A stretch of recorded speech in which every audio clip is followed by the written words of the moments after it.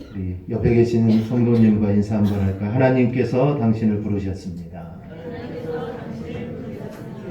또 다른 분에게 하나님께 당신을 부르셨습니다. 방금 하나님이 나를 부르셨습니다. 이 고백처럼 진정 여러분은 그 고백을 믿고 계십니까? 하나님께서 허락하셔야지 우리가 예배 가운데 나올 수 있고 우리가 하루하루의 삶을 우리가 살아갈 수 있습니다. 우리가 한 주간의 삶을 되돌아 보면 정말 많은 상황들과 또 많은 짐들이 있었습니다. 정말 기뻤던 일들도 있었을 것이고 정말 나를 힘들게 했던 일들, 또 나를 정말 괴롭히고 또 근심 걱정으로 인해 잠 못 이루는 그런 일들도 있었을 겁니다. 그러나 이 시간 정말 모든 그 상황들을 뚫고 하나님께서 나를 부르셨다는 그 믿음의 고백을 드릴 수 있기를 소망합니다. 그리고 그 믿음으로 이 시간 정말 모든 생각들을 내려놓고 이곳 가운데 나를 부르신 그 주님 앞에 우리가 예배했으면 정말 좋겠습니다. 걱정거리들 내가 걱정한다고 해결되는 건 아닙니다. 머리만 더 아플 뿐입니다. 이 시간 정말 모든 근심과 걱정들 우리가 다 주님께 맡겨버리고 정말 말씀에 집중하여 새 힘을 얻는 그런 복된 시간이 되기를 축원합니다.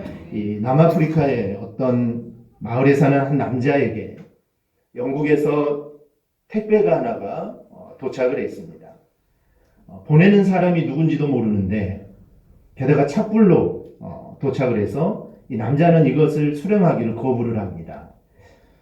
택배사는 일단 규정대로 보관소에 물건을 넣어놓고 계속해서 남자에게 물건을 찾아가라 라고 계속해서 했지만 이 남자는 나는 절대로 이 물건을 찾아가지 않겠다 이렇게 합니다. 그래서 택배사는 그 상자를 버릴 수도 없고 발판으로 사용하고 있었고 그러다가 14년이라는 시간이 흘러가게 됩니다. 택배사는 그동안 규정에 따라 일정 기간마다 계속해서 그 상자의 주인에게 이것을 찾아가라고 계속해서 이야기를 하고 연락을 하고 있었는데 어느 날 이 수령인이 죽었다라는 그 소식을 듣게 됩니다. 그래서 택배사는 규정대로 그 물건을 경매에 올렸고 어떤 남자가 호기심에 몇만 원의 돈을 주고 그 물건을 구입을 했습니다. 그리고 상자를 열자 그 안에는 수천만 원의 현금이 그 안에 들어가 있었습니다. 몇만 원이 아까워서 수천만 원을 날리게 된 이야기, 이거는 제가 꾸며낸 이야기가 아니라 영국의 뉴스에까지 나온 실제로 있었던 그런 이야기입니다.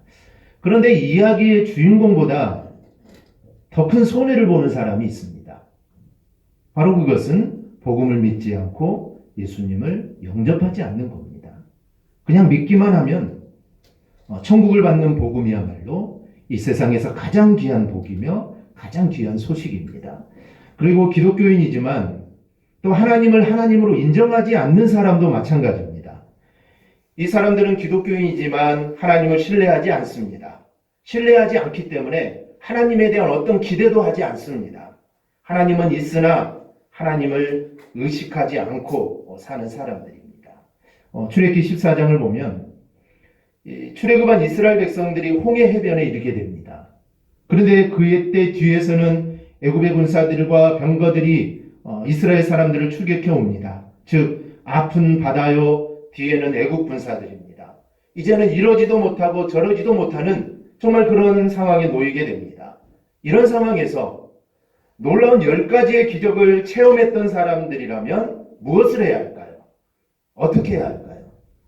당연히 하나님께 도움을 구해야 됩니다. 즉 당연히 하나님께 기도해야 되지 않겠습니까? 그런데 안타깝게도 이스라엘 사람들은 기도하지 않습니다.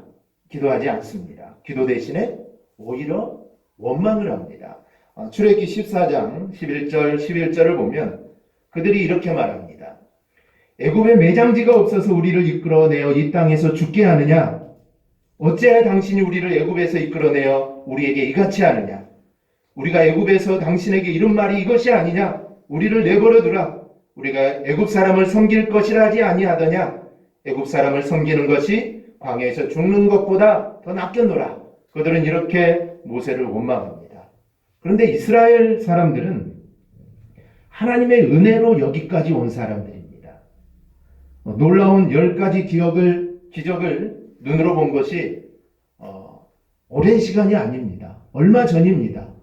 며칠 되지도 않았습니다. 그런데 그들은 그들의 눈으로 직접 본 그 10가지 재앙이었지만 그들은 위기가 닥치자 그 하나님의 은혜를 정말 까마득하게 다 잊어버립니다. 그리고 원망합니다. 그들이 왜 원망했을까요? 그들이 원망한 이유는 하나님을 하나님으로 믿지 않았기 때문입니다. 하나님으로 번역된 이 히브리어는 엘로힘입니다. 이 엘로힘의 뜻은 능력의 하나님이라는 뜻입니다.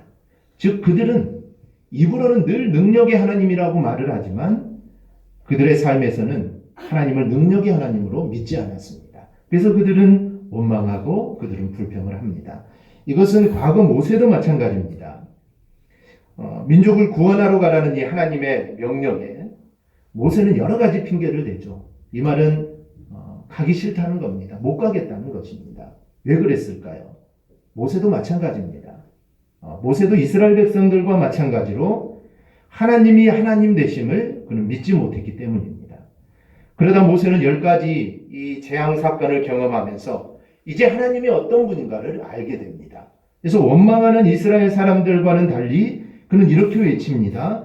출애굽기 14장 13절 14절 우리 함께 봉독합니다. 모세가 백성에게 이르되 너희는 두려워하지 말고 가만히 서서 여호와께서 오늘 너희를 위하여 행하시는 구원을 보라.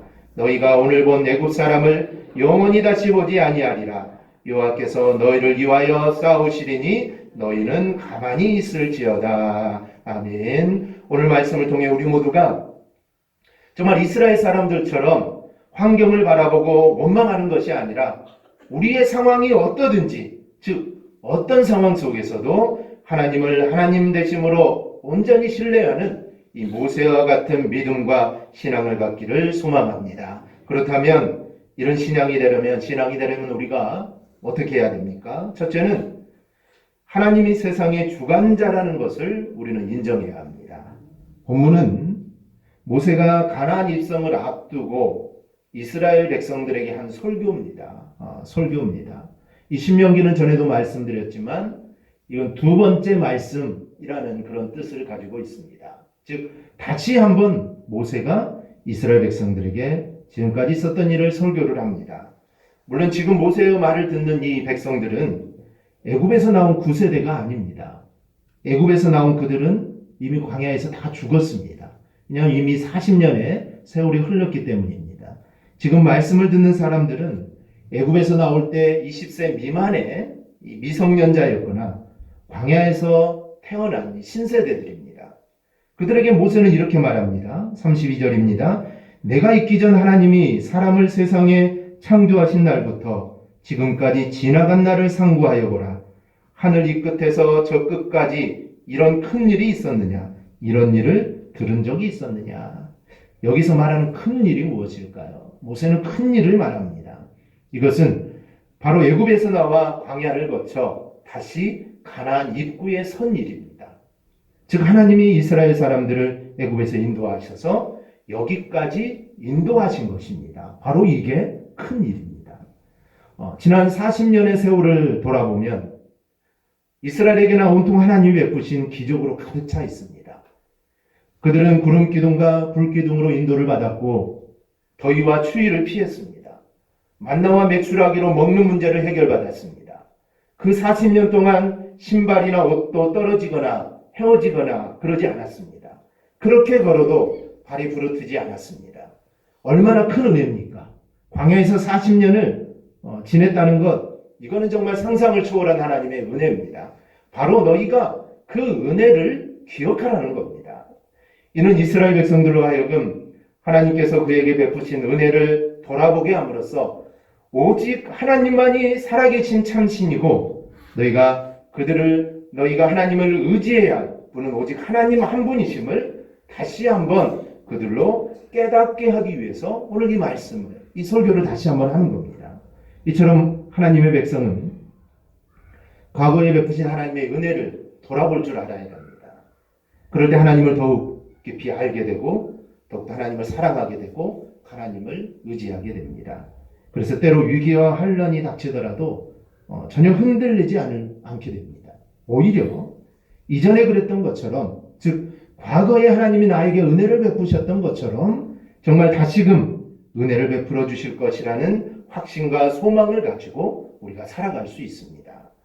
실제로 다윗은 환난과 고통 가운데 이렇게 고백합니다. 시편 143편 5절 6절을 보면 내가 옛날을 기억하고 주의 모든 행하신 것을 읊조르며 주의 손이 행하는 일을 생각하고 주를 향하여 손을 펴고 내 영혼이 마른 땅같이 주를 사모하나이다. 또한 사도 바울도 고린도 교회 성도들에게 이렇게 말합니다. 고린도전 후서 1장 10절입니다. 그가 이같이 큰 사망에서 우리를 건지셨고 또 건지실 것이며 이후에도 건지시기를 그에게 바라노라. 즉 하나님은 이전에도 건져주셨고 지금도 건져주시고 앞으로도 건져주실 거라는 겁니다. 그렇습니다. 하나님께서 과거에 나에게 베푸신 은혜를 돌아보는 것은 우리가 그 어떤 환경 속에서도 흔들리지 않고 하나님을 하나님 되게 온전히 신뢰할 수 있는 큰 방편이 됩니다.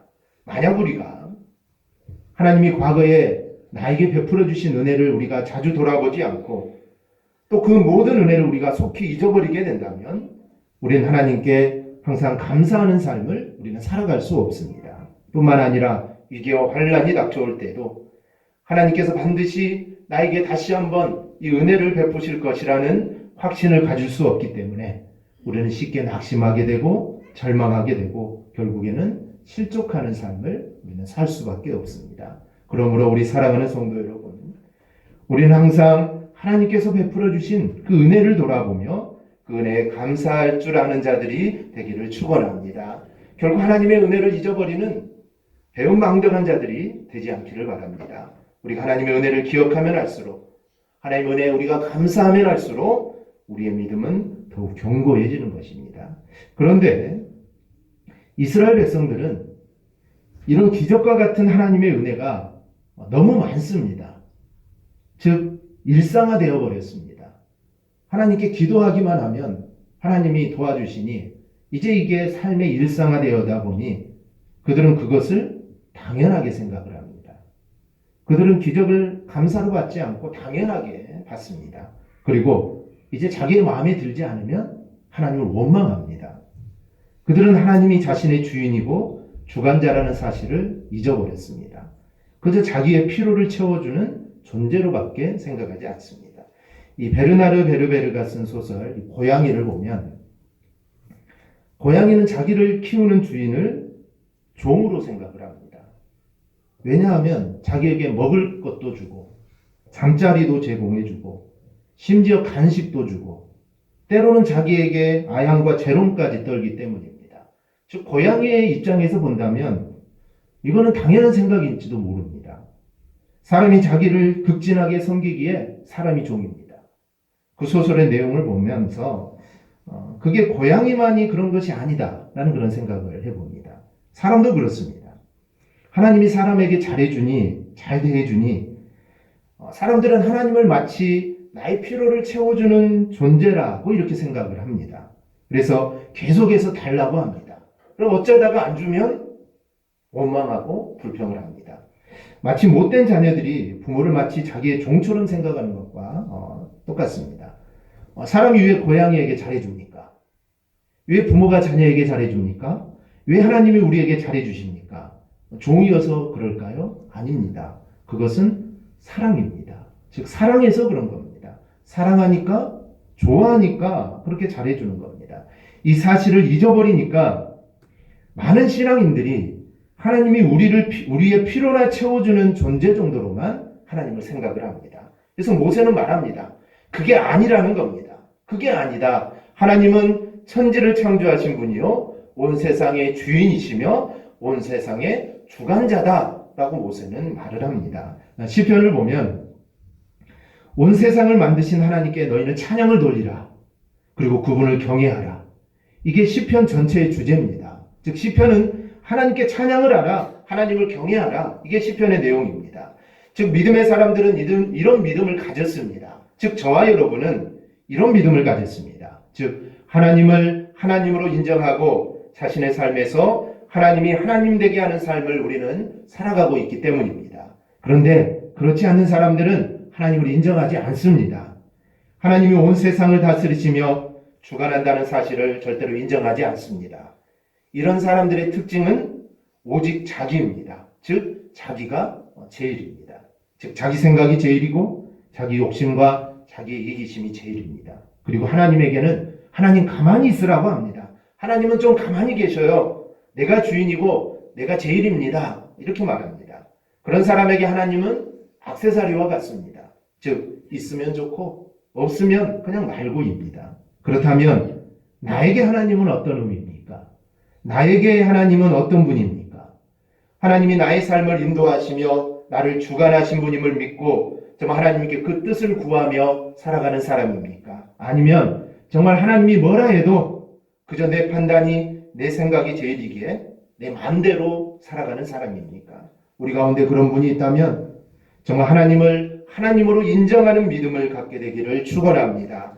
이것이 바로 하나님을 인정하는 것이고 하나님을 하나님 되게 우리가 인정하며 살아가는 것입니다. 즉 하나님이 세상의 주관자요 나를 주관하는 분임을 믿는 그런 믿음이 생기기를 소망합니다. 나의 삶의 주인이 내가 아니라 하나님이심을 인정하기 바랍니다. 이런 확신이 정말 저와 여러분의 심령 속에서 우러나기를 주님의 이름으로 축원합니다. 둘째로 하나님의 전능하심을 인정해야 합니다. 오늘 본문 33절, 우리 34절 함께 읽어볼까요? 함께 봅니다. 어떤 국민이 불 가운데서 말씀하시는 하나님의 음성을 너처럼 듣고 생존하였느냐? 어떤 신이 와서 시험과 이적과 기사와 전쟁과 강한 손과 편팔과 크게 두려운 일로 한 민족을 다른 민족에게서 인도하여 낸 일이 있느냐? 이는 다 너희 하나님 여호와께서 애굽에서 너희를 위하여 너희의 목전에서 행하신 일이라. 아멘. 모세가 이런 이야기를 계속하는 것은 우리가 믿는 하나님이 진짜 하나님이다라는 겁니다. 그 진짜 하나님이 우리를 위해 놀라운 일들을 행하셨다는 겁니다. 이름에도 나타나시지 하나님은 전능하신 분인데 그 전능하심으로 우리를 도우셨다라는 겁니다. 그런데 이스라엘 사람들은 기적이 일상화되다 보니 그것을 또 당연하게 생각합니다. 그리고 또 다른 것을 구하며 그 전능하심을 부정하기 시작합니다. 고린도전서 1장 22절을 보면 유대인들이 표적을 구한다라고 되어 있는데 그 표적이 하나님의 영광을 위한 것이 아니라 자기의 욕심을 채우기 위한 것이다. 즉 하나님의 표적, 즉 하나님의 기적을 구하는데 그것이 자기 욕심이라는 겁니다. 이것은 지금도 마찬가지입니다. 즉 사람들은 자기의 것을 구합니다. 그러면서 이것은 하나님을 위한 것이라 라고 말을 합니다. 하나님을 위한 것이라고 하지만 그 안에는 자기의 욕심이 들어가 있습니다.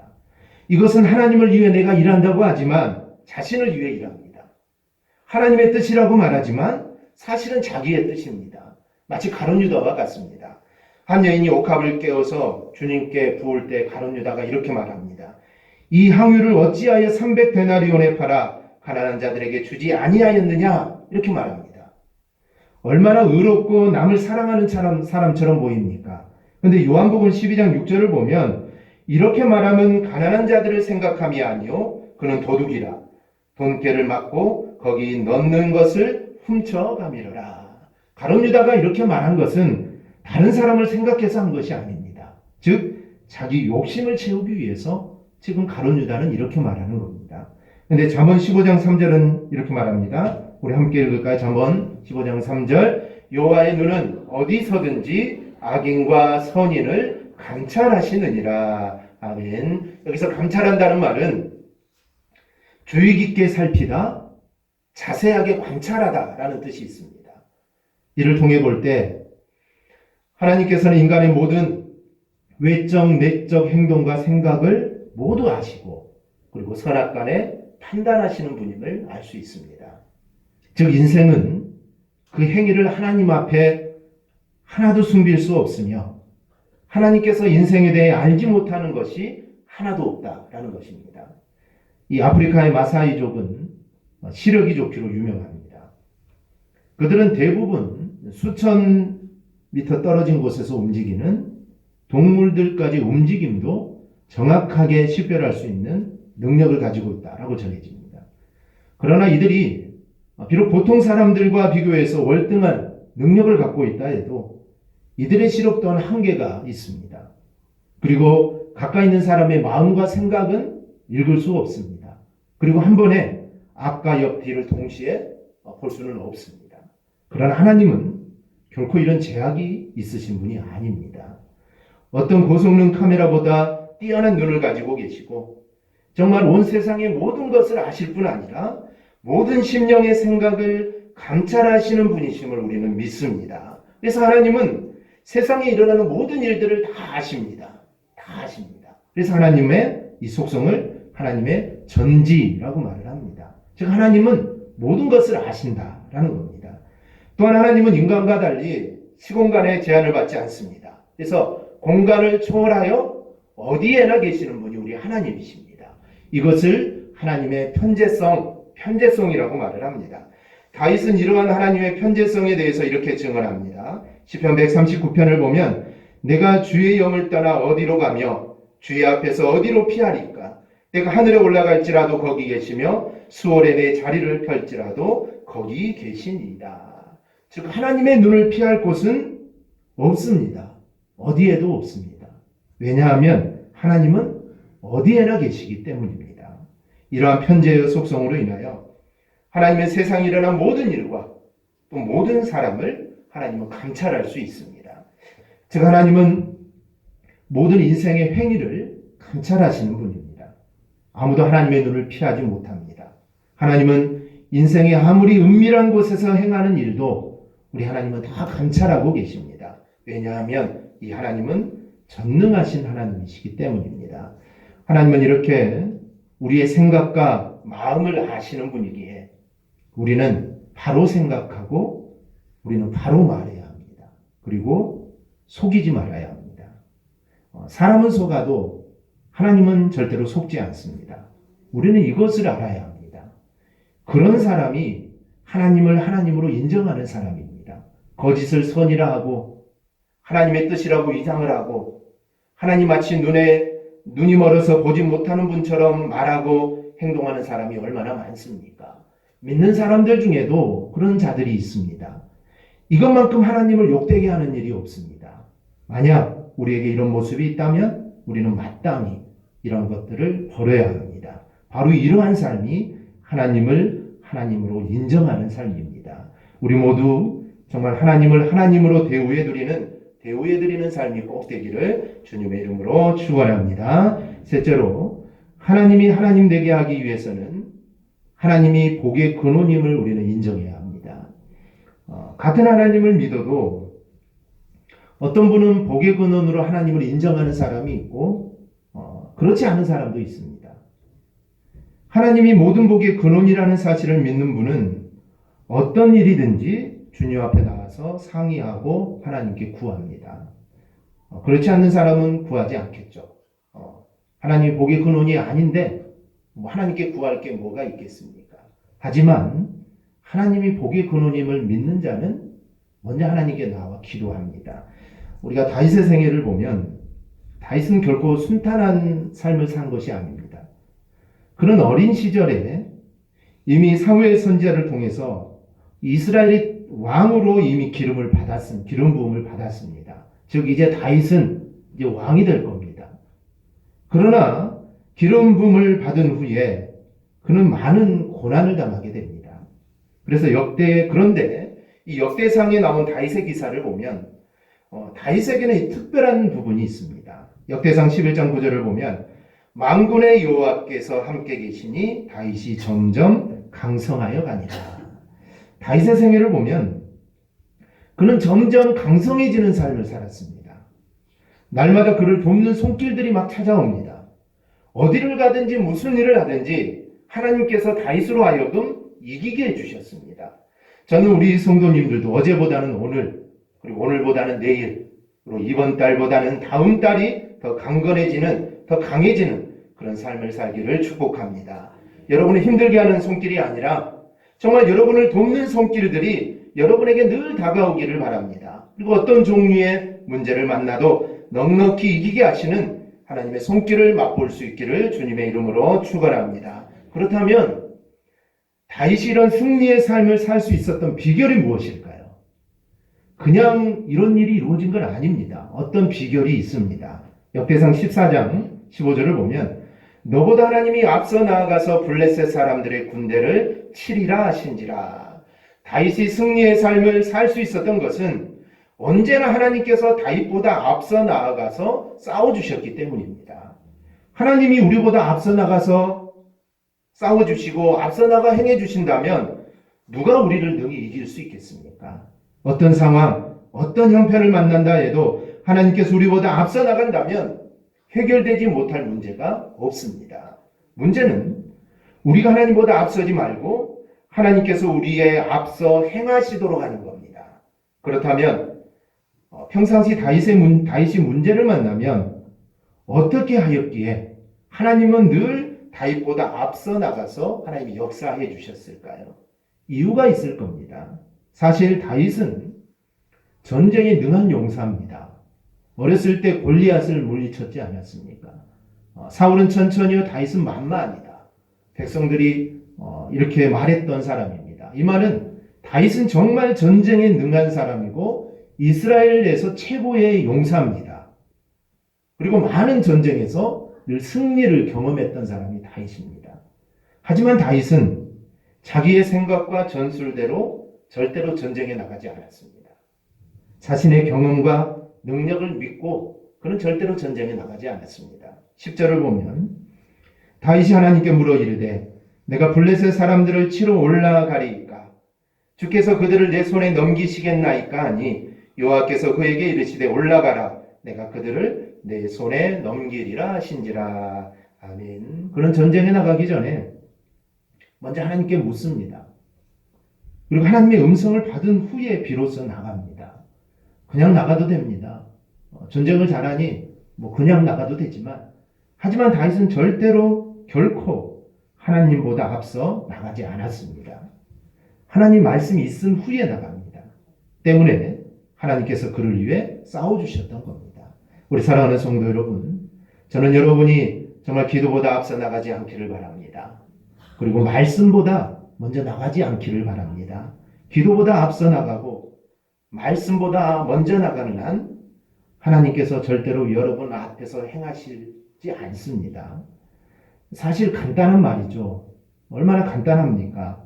무슨 일을 하기 전에 기도로 시작하고 얼마나 간단합니까? 하지만 우리의 삶에서 우리가 늘 놓치는 실수 가운데 하나입니다. 우리는 아무리 다급해도 먼저 기도하고 음성을 듣고 나가기를 바랍니다. 그러면 하나님께서 반드시 여러분보다 앞서 나가 싸워주실 것입니다. 그런데 그 사실을 믿지 않는 분들은 전혀 그렇지 않습니다. 자신의 생각과 자신의 뜻이 우선이라 그리고 전부입니다. 하나님보다 기도보다 앞서지 말라고 그렇게 말씀드려도 늘 하나님보다 기도보다 늘 앞섭니다. 그런 분들은 하나님보다 기도보다 앞서지 말라고 하면 하는 말이 하나님의 생각, 하나님의 뜻 먼저 생각했다고 합니다. 그리고 기도했다고 합니다. 그런데 누가 봐도 아닙니다. 그리고 자기 길을 고집합니다. 이런 삶은 절대로 복된 삶이 될 수가 없습니다. 성경은 복이 하나님께로부터 온다라고 말을 합니다. 신명기 28장 2절을 보면 내가 내 하나님 여호와의 말씀을 청종하면 이 모든 복이 내게 임하며 내게 이르리니. 즉 성경은 복은 하나님께로부터 온다라고 분명하게 말씀합니다. 그러나 하나님의 복의 근원임을 믿지 않는 사람은 누가복음 12장에 나오는 어리석은 부자와 같습니다. 19절을 보면 또 내가 내 영혼에게 이르되 영혼아 여러 해 쓸 물건을 많이 쌓아두었으니 평안히 쉬고 먹고 마시고 즐거워하자. 그러나 하나님이 그 재물을 걷어가면 그 많은 재물이 무슨 소용이 있겠습니까? 이 말씀은 성경은 재물을 의지하지 말라라는 겁니다. 세상 의지하지 말라는 겁니다. 명예도 의지하지 말고 자기 자신도 의지하지 말고 오직 하나님만을 의지하라는 말씀입니다. 하나님이 이렇게 말씀합니다. 아모스 8장 11절 우리 함께 봅니다. 주 여호와의 말씀이니라. 보라 날이 이를지라 내가 기근을 땅에 보내리니 양식이 없어 주림이 아니며 물이 없어 가람이 아니요 여호와의 말씀을 듣지 못한 귀갈이라. 아멘. 말씀 없으면 아무것도 아니라는 겁니다. 하나님 없으면 아무것도 아니라는 겁니다. 오직 하나님이 보기에 근원심을 믿고 하나님만 의지하고 너희는 나아가라는 겁니다. 그게 하나님을 하나님 되게 하는 성도의 삶이라는 것을 우리가 절대로 잊지 않기를 바랍니다. 말씀을 맺습니다. 미국의 루즈벨트 대통령이 만나는 사람마다 얼마나 자기의 말에 귀를 기울이지 않는지 하루는 파티석상에서 사람들에게 이렇게 말했답니다. 내가 어머니를 죽였습니다. 그래서 사람들이 이렇게 말하더랍니다. 잘하셨습니다. 탁월한 선택입니다. 정말 귀한 일을 하셨습니다. 자기 말에는 귀를 기울이지 않고 바보만 한다는 겁니다. 우리 사랑하는 여러분, 혹시 내가 하나님 앞에 이런 사람은 아닙니까? 하나님께는 관심 없고 내 유익에만 관심 있는 사람은 아닙니까? 내 삶에서 하나님이 하나님 되게 해야 되는데 거기에는 관심 없고 오직 내 유익, 오직 내 것에만 관심 있는 사람은 아닙니까? 시편 34편 8절은 말합니다. 너희는 여호와의 선하심을 맛보아할지어다. 그에게 피하는 자는 복이 있도다. 하나님께 피하는 자, 하나님과 함께하는 자, 하나님과 동행하는 자에게 복이 있습니다. 우리 모두가 이런 하나님을 증정 경험하기를 바랍니다. 또 그분을 체험하기를 바랍니다. 그래서 하나님을 하나님 되게 하는 내가 정말 내 중심이 아닌 하나님 중심의 삶을 살아가기를 주님의 이름으로 축원합니다. 아멘. 기도하겠습니다.